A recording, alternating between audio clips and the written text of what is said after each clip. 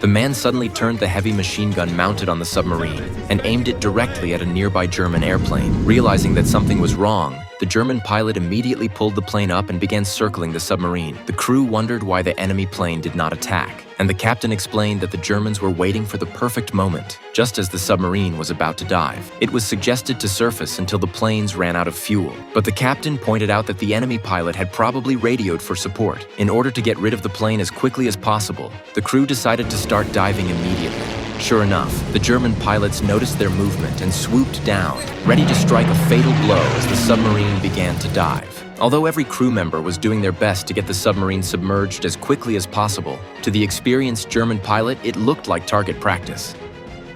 Just as he was about to press the trigger, one of the sailors suddenly stood up from underneath the gun deck, picked up his machine gun, and quickly aimed it at the airplane. The German pilot was stunned. By the time he reacted and pulled the plane up, the sailor had already opened fire. A violent explosion ensued. Within seconds, the German plane was reduced to a ball of fire in the air. But before the crew has time to celebrate, the sonar man spots an anomaly. A high-explosive torpedo is hurtling straight for the submarine. With time running out, the captain orders everyone back to their stations and initiates an emergency dive. It was a life-and-death situation. The crew, all of whom are operating a submarine for the first time, are visibly panicked. The torpedo was only 30 feet away. They clung to the nearest piece of equipment in preparation for impact. Miraculously, the torpedo narrowly missed its target, giving the crew a temporary sigh of relief. To avoid further detection, the captain immediately ordered the engines shut down and switched to electric propulsion. The submarine crept forward at minimum speed to minimize noise, while the sonar operator began scanning for the enemy submarine's position.